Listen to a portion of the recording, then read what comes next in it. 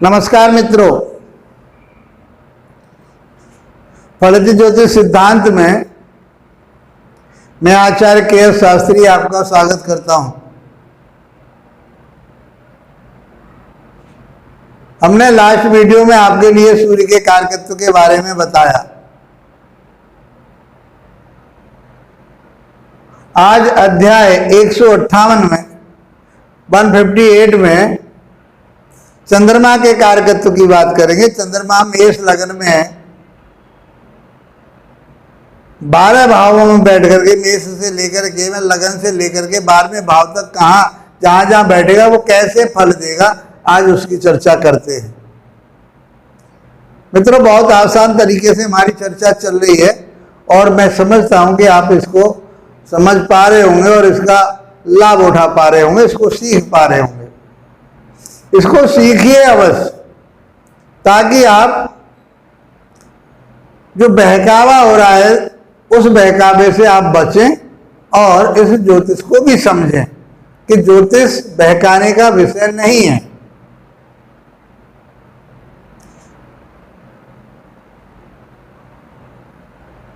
हमने कल आपको लास्ट वीडियो में आपको बताया था कि लग्नेश सदैव शुभ फल देता है। त्रिकोण के स्वामी शुभ फल देते हैं, केंद्र के स्वामी सम फल देते हैं। शास्त्र में कहा गया है केंद्र के स्वामी यदि शुभ ग्रह हैं तो वो अपनी शुभता खो देते हैं, या वो अशुभ ग्रह है तो वो अपनी अशुभता खो देते हैं। अब अपनी अशुभता खो देते हैं इसका अर्थ ये नहीं है कि वो शुभ फल देते हो। बहुत सी जगह इस बात की चर्चा हो जाती है कि वो अशुभता खो रहे हैं तो वो शुभ फल देंगे, ऐसा नहीं है। जब वो अपनी अशुभता खो देते हैं या शुभता खो देते हैं तो अर्थात वो न्यूट्रल हो जाते हैं, सम हो जाते हैं। जब वो किसी अच्छे ग्रह के साथ मिलते हैं तो वह अच्छा फल देते हैं और बुरे ग्रह के साथ मिलते हैं, उनका संबंध बनता है तो वो अशुभ फल देते हैं। शुभ के साथ मिलते हैं तो शुभ फल देते हैं। इसलिए तो कहा गया है कि केंद्र के और त्रिकोण के स्वामी जब आपस में संबंध बनाते हैं तो वो राजयोग का निर्माण करते हैं। तो इसको बुरा नहीं कहा गया, लेकिन वो उसका संबंध किस ग्रह के साथ हो रहा है, कौन से भाव के स्वामी के साथ हो रहा है, वो हमको समझना पड़ेगा। नैसर्गिक कार्यकत्व को भी समझना पड़ेगा उसके ग्रह की को। तो यदि हम चंद्र की बात करें तो चंद्र एक शुभ ग्रह माना गया है। अशुभ कब होता है? जब वह सूर्य के नजदीक होता है, अर्थात अमावस्या के नजदीक होता है, अर्थात कृष्ण पक्ष का चंद्रमा अशुभ माना गया और शुक्ल पक्ष का चंद्रमा शुभ माना गया। तो हम ये मान के चलते हैं कि चंद्रमा शुभ ही फल देगा, क्योंकि चंद्र एक सौम्य ग्रह है। मित्रों, हम बहुत परिश्रम के बाद आप लोगों तक इस बात को पहुंचा पा रहे हैं। जो टेक्नोलॉजी का ये युग आ गया है तो हम आप लोगों से जुड़ पा रहे हैं, इसका आप लाभ उठाइए। आप यदि हमारे चैनल पर पहली बार आए हैं तो इसको सब्सक्राइब कीजिए, लाइक कीजिए और इसको शेयर कीजिए ताकि आपके मित्र भी इसका लाभ उठा सकें।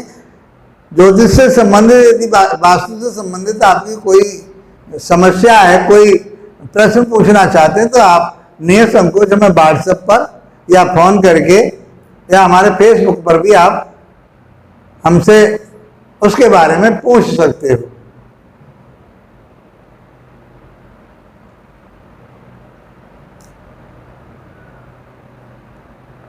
इन छोटे छोटे वीडियो के माध्यम से आप अब फलित करना सीख चुके हो, क्योंकि हम 158 में वीडियो पर चल रहे हैं।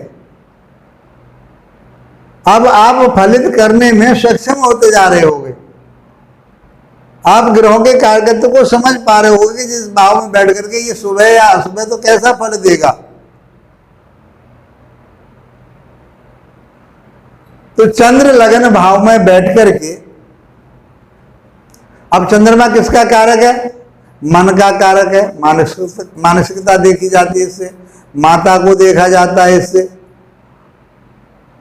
शरीर में व्हाइट सेल जो होते हैं, श्वेत कण जो होते हैं, उसको देखा जाता है इससे। बीमारियों की बात करें, अभी हम मेडिकल एस्ट्रोलॉजी तक पहुंच ही नहीं पा रहे, क्योंकि ये सब हमारा सीरियल चल रहा है, तो इसको हम कह रहे हैं पहले ये खत्म हो ले, तो फिर आपको जो अन्य चीजें हैं, रोग की बातें करेंगे, चिकित्सा की बातें करेंगे, आपको भाग्य की बातें करेंगे, आपके भी स्वास्थ्य की बात करेंगे, संतान की बातें भी अभी रह चुकी, पूरी नहीं हुई है, उसके बारे में बात करेंगे। बहुत लंबा विषय है, इसको इतना आसान नहीं है कि 2-4 दिन के या 8 दिन के कोर्स हम कर लें तो सारा कुछ हो जाएगा। बहुत सारे लोग इस कोर्स को वैतनिक रूप से करा रहे हैं। मैं तो आप लोगों के लिए, जो हमारे जैसे ज्योतिषाचार्य हैं, जो चाहते हैं कि कल्याण हो और लोगों का कल्याण हो और ज्योतिष जीवित रहे, उसके मूल तत्व को समझ पाए लोग। जो इसमें आइडम्बर जो चीजें मैं क्या कह सकता हूँ, उसमें जो डाल रखी हैं, वो ज्योतिष नहीं कहता उन चीजों को। सौर मंडल की बातें हो रही हैं, तो सौर मंडल पे उसके लिए समझिए आप, इतना आप सामर्थ्यवान हो गए हैं कि आप इनको अब समझ पा रहे होंगे। जब हम आपके लिए प्रयास कर रहे हैं, तो आप भी प्रयास कीजिए कि हमें लाइक शेयर जरूर कीजिए। आप चंद्रमा लगन भाव में बैठ करके मानसिक स्थिति, यदि वो शुभ चंद्रमा है, शुक्ल पक्ष का चंद्रमा है, तो मानसिक स्थिति उसकी बहुत बढ़िया रहेगी। मान सम्मान प्रतिष्ठा पाने वाला होगा। यहाँ से उसके लिए वो गौर वर्ण का होगा, घने बाल होंगे उसके, काले बाल होंगे, सुंदर उसके नेत्र होंगे, बहुत सुंदर लगने वाला वो जातक होगा। अर्थात चंद्र यहाँ बैठ करके जातक की मनोवृत्ति को बहुत सॉफ्ट और सौम्य बना देता है। अर्थात कहते हैं कि वो इमोशनली हो जाता है, भावनात्मक बातों में रहता है, किसी का बुरा नहीं कर सकता, बुरा सोच नहीं सकता। अच्छा चंद्रमा तो स्वास्थ्य अच्छा रहेगा उसका। यहां से बैठ करके सप्तम भाव को देखेगा, शुभ चंद्रमा है, तो पति पत्नी में आपस में बहुत बड़ा प्यार रहेगा। पत्नी उसकी सुंदर होगी, पति उसका सुंदर होगा, व्यवसाय बहुत अच्छा करने वाला होगा। यदि चंद्र कहीं अशुभ है तो व्यवसाय में क्यों वो बदलाव करता रहेगा और वहां कहीं न कहीं हानि उठाता रहेगा। इसलिए चंद्रमा को शुभ और अशुभ जरूर दिमाग में रख करके बात कीजिए, किसी को बताइए। चंद्रमा दूसरे भाव में बैठ करके, वीडियो ये लंबी चलेंगी अब, क्योंकि ये थोड़ा विषय नहीं है, मैं बहुत शॉर्ट में करता हूं, फिर भी वीडियो बड़ी हो जाती है। तो आपसे आग्रह है कि वीडियो को पूरा जरूर देखिए यदि आप इसका तत्व समझना चाहते हैं। दूसरे भाव में बैठ करके चंद्र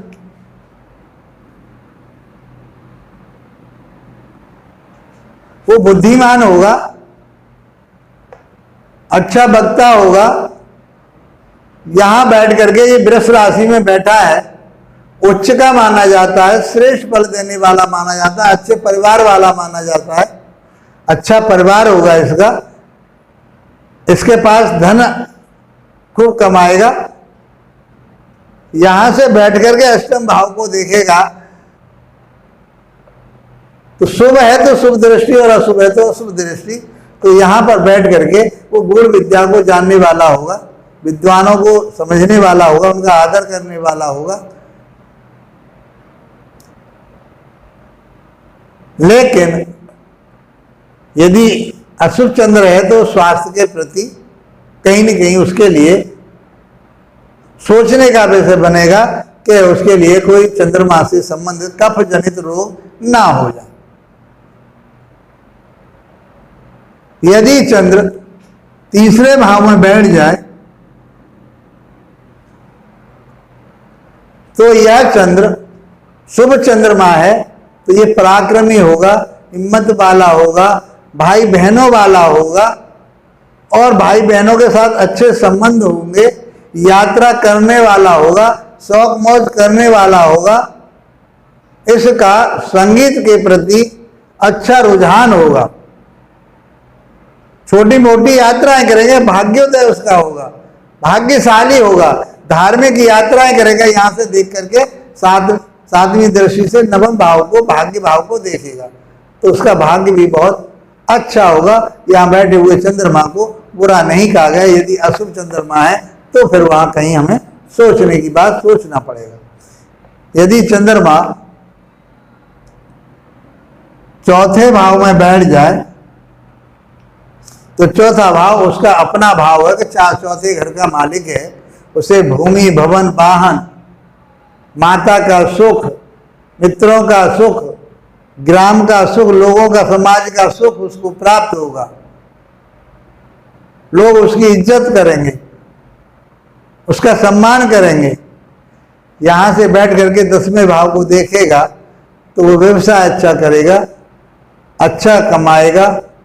यहां से दृष्टि उसकी जाती है चौथे भाव अपने घर से, तो वह अपने व्यवसाय में भी दक्ष होगा।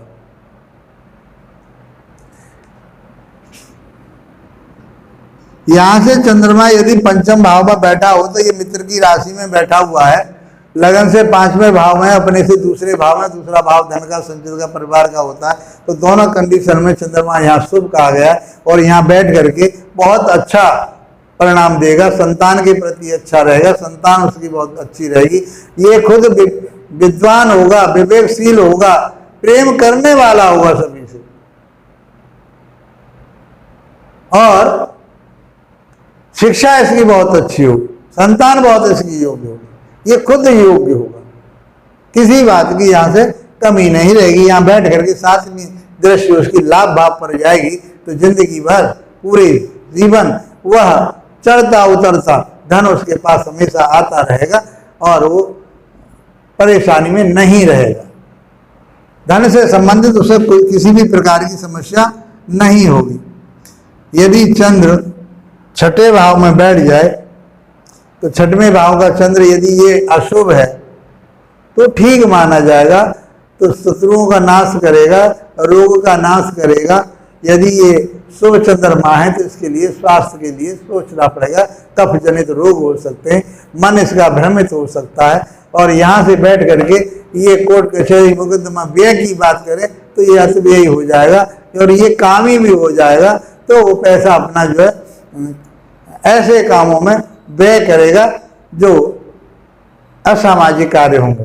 यदि चंद्रमा यहाँ से सप्तम भाव में बैठ जाए, चंद्रमा 7वें भाव में बैठा हुआ चंद्रमा शुक्र के घर में बैठा है, चंद्रमा खुद चंचल है, चंद्रमा खुद कामुकता रखता है, तो शुक्र के घर में बैठ करके वो बहुत कामुकता वाला हो जाएगा, चंचल हो जाएगा। स्त्री की कुंडली में तो स्त्री को चंचला कहा गया है, वो चंचल हो सकती है, अर्थात अब वो दूसरे लोगों के साथ में उसके संबंध हो सकते हैं। वो पुरुष भी दूसरे स्त्रियों के साथ संबंध बना सकता है।